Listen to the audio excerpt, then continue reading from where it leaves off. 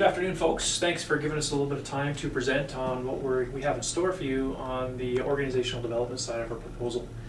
One of the first things we need to chat about before we get started is there's two key things that everybody in this room needs to understand for this to be successful, and it's critical and it absolutely has to happen, is that we need 100% buy-in and we need 100% support from every manager on the team.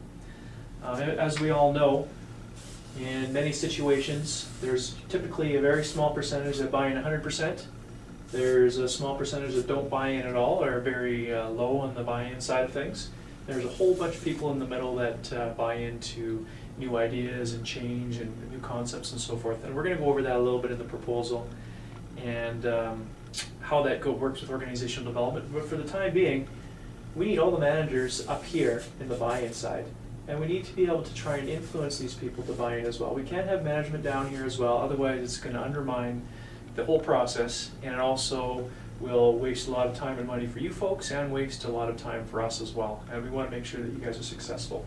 So what we want to do is have that commitment right away, that we're up here, making sure this is a positive and everyone's bought in moving forward. And of course I want you all to buy in, so if you have any questions along the way, you definitely need to bring them to our attention as we move forward.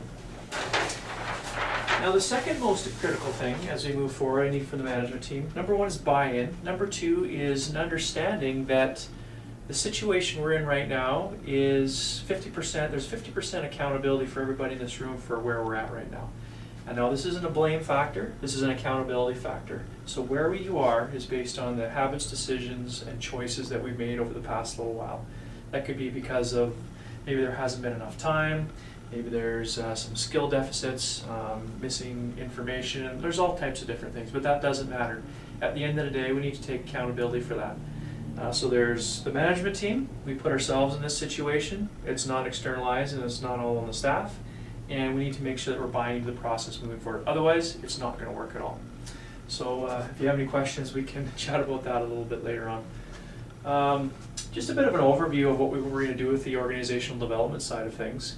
There's a number of key tools that we're going to go over, and what we want to do is we want to try and weave these tools into the organization so they become part of the common language of the organization moving forward.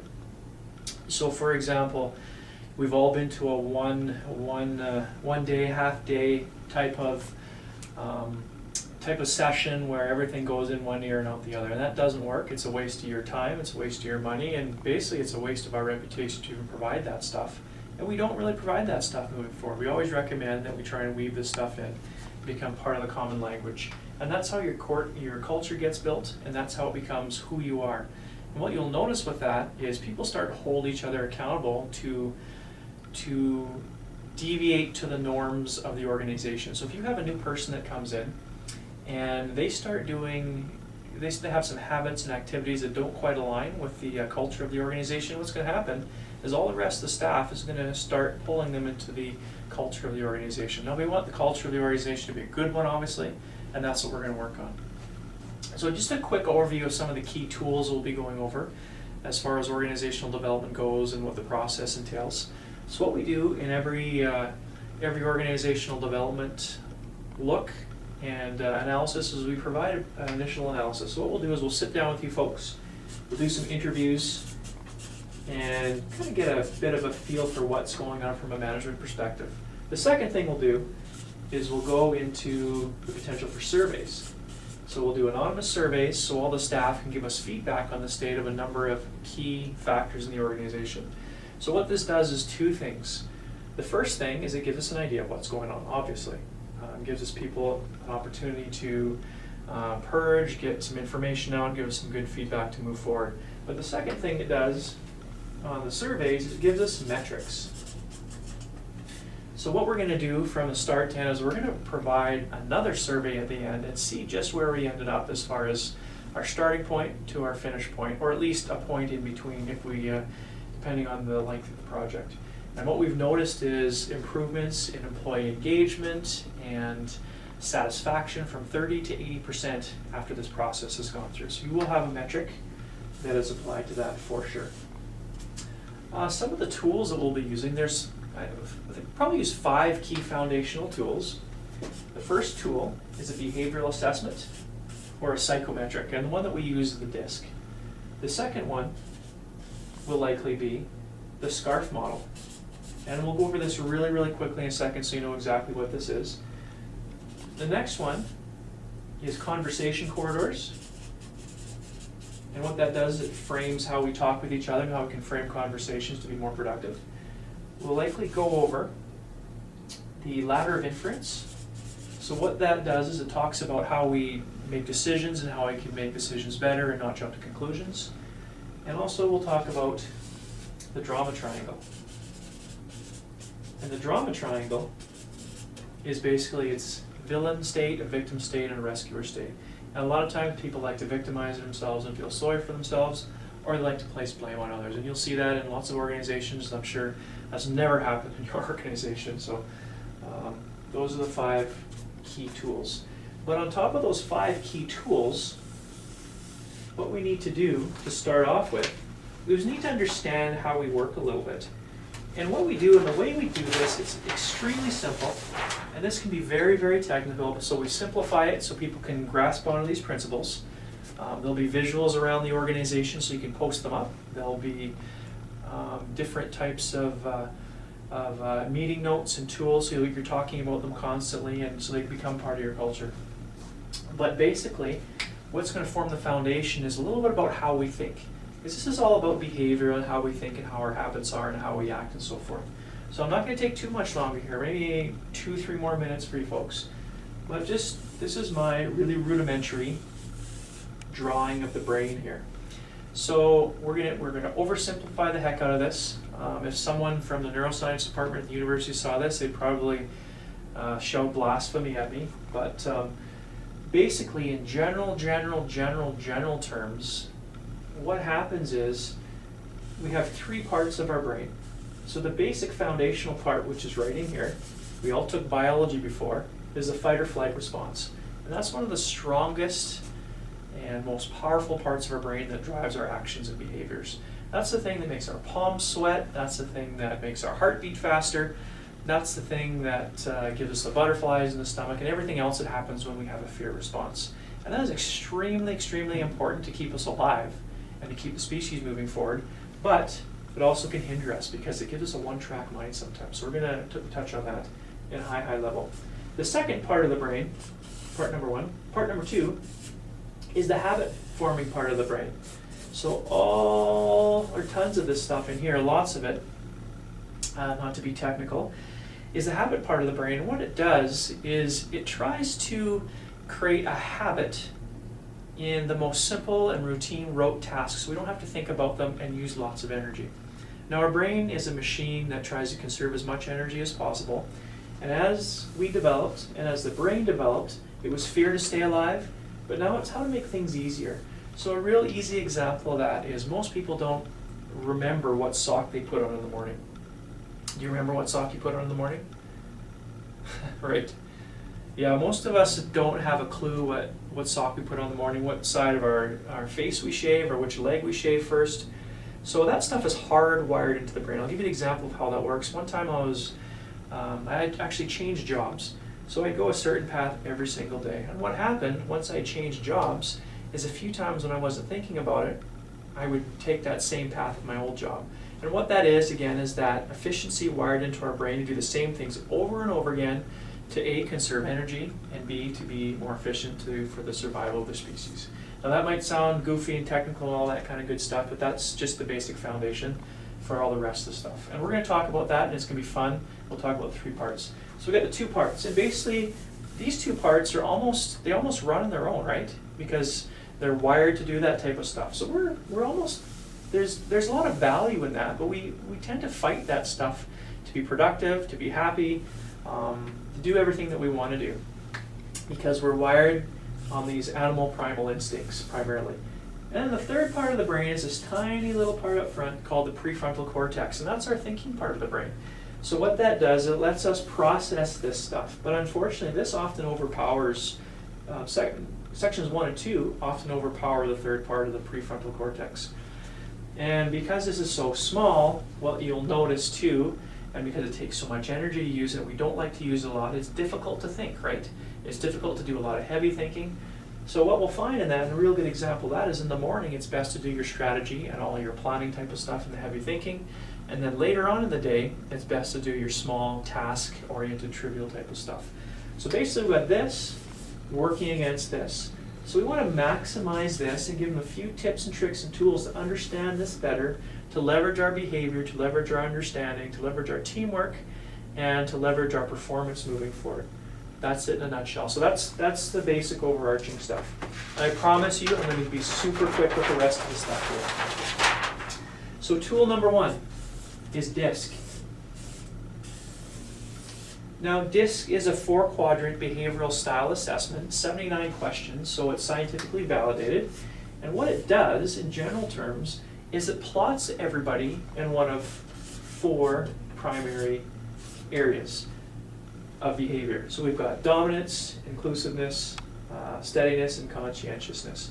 And what that does, so what it'll do is we'll take the report, and what it does, it gives us a basic general idea of where we stand on the behavioral scale. It's definitely not perfect, it's not all-encompassing, comprehensive, and you can't just pigeonhole people into one little spot with this. But what it'll basically do is a dot will show up. So I'll give you an example of me, for example. So C is conscientiousness. So basically that's the thinker, he's methodical, they like a little bit more details before they make a decision, all that type of stuff, right? So I round out right about there. So when you round out there, it kind of gives you an idea of where your comfort levels are. So I can flex into here, I can flex into here, but up here, it's a little more difficult for me to flex it. And I tell you, that does manifest every single day, and I think about all the time and how to be more effective in that.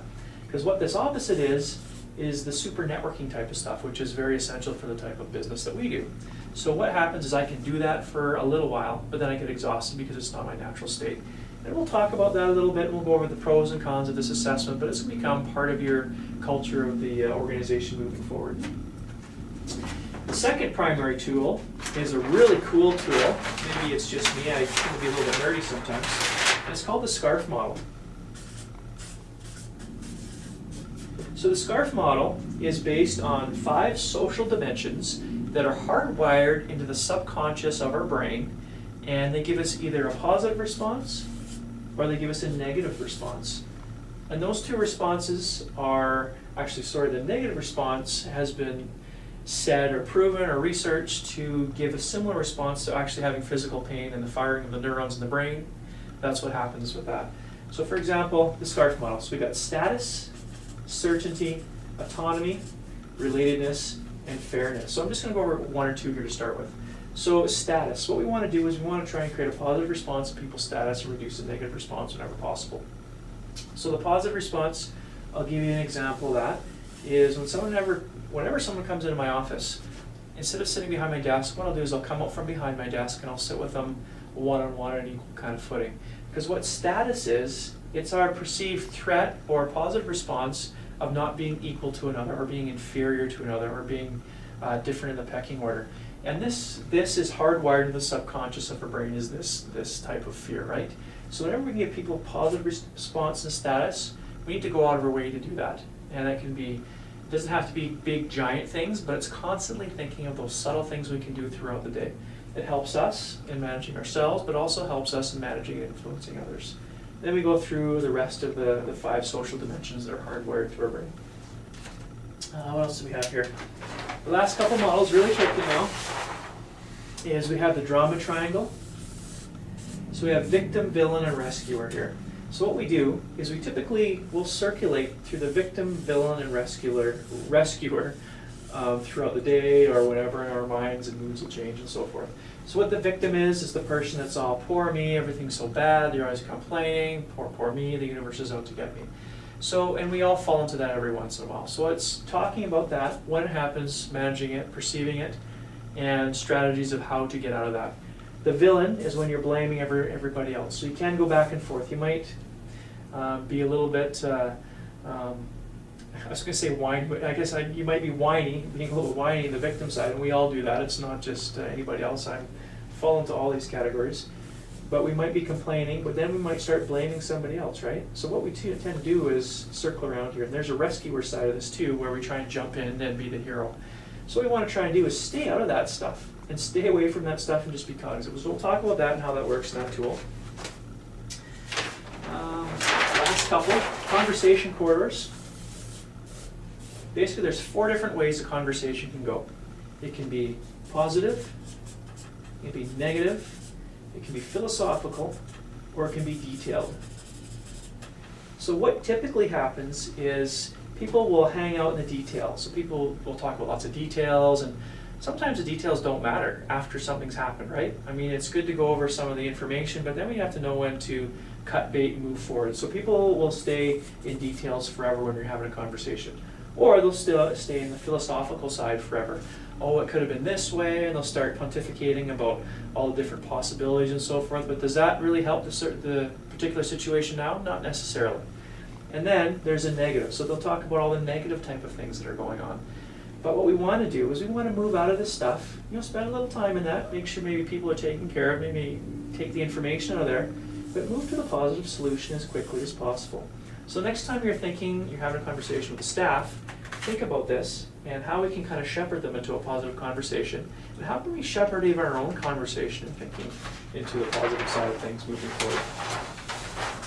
forward. Another great tool is the ladder of inference. So what this does is this is basically a decision-making ladder. So what we do in this is we get information here at the bottom of the ladder as we make decisions. There's a series of things we do to the top until we actually make our decision or our conclusion. Now I'm not going to go through it in detail, but basically we collect information down here, we synthesize it, we give it meaning, we make conclusions, and then we act on it. But what happens a lot of the time is because our brain is a habit-making machine and we want the answer, we want to reconcile things right away, we move from collecting and synthesizing and giving it meaning right into action a lot of the time. And we haven't actually given it the right thought or given it the meaning or come to the right conclusion. So we're jumping a couple rungs on the ladder, and that's when people make mistakes. That's when they exaggerate, or they might jump to conclusions before they get all the facts. And that happens all the time, but we're hardwired to do that. So if we think about this and how this works, we'll go over that too a little bit and talk about exactly how we can effectively manage that stuff. So what have we talked about? Start, disk, what have we talked about? I think that's the 5 now, right? Let's go back and just double check.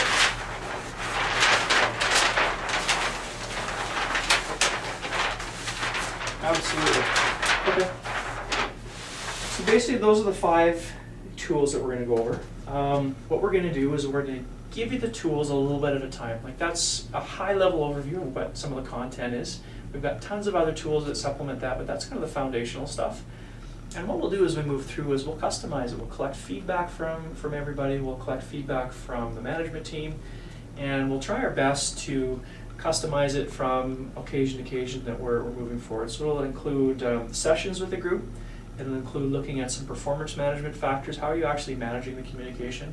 Some of the operational supports as far as how are you tracking things and so forth. Nothing super intense or rocket science, but kind of how it supports the process. Again, the sessions, there's opportunity for some personal coaching in there as well. But at the end of the day, what we'll have is a holistic plan, strategy, and a newly built culture that's customized for you over the course of all these sessions. We've had tremendous success with this so far. I have some testimonials, but I'll just try and remember a couple off the top of my head. I think some of the words are transformational. Some of the words were incredible type of lingo. Sorry, I'm just trying to recall that exactly what it was. But there's about 10 or 12 different testimonials we've had just from one recent client alone. And we've got dozens of testimonials for the success of this stuff. Basically, there's a lot of talk about how we're fragmented, we weren't working together well, and this has made a significant change to the organization. However, just talking positively, they're more productive, they like coming back to work and all that kind of stuff. But I'll send that to you as well as we move forward. So basically, this is the foundation for some of the organizational development stuff. We've got 150 more tools, but those will kind of sit there on the sideline to supplement them as we need. There's emotional intelligence. We've got 12 different 12 different primary factors in our Coaching Cafe series that include time management, performance management, stress management, all types of things that we can kind of put in there as well as needed. But because there's so much information, what we really want to do is just give a couple key chunks, allow it to be processed, do a little bit of homework, do some follow-up to make sure people are actually following through, and then build on those and go over them repeatedly over and over, have some discussion and debrief of how things are working, and also kind of break down barriers and have some honesty and authenticity out through this process as we go forward. And a lot of the time what will happen is a lot of people will buy in. But also on the other hand, some people self-select not to be involved in that because they find that the victim villain is a little bit too strong and there's been too much damage, and they decide that they don't want to work here anymore, which is, if it comes to that, it's likely a good thing for both parties at that point. So that's pretty much an overview of how we run the basic crux of organizational development. If you have any more questions, let's take those now. Thanks, guys.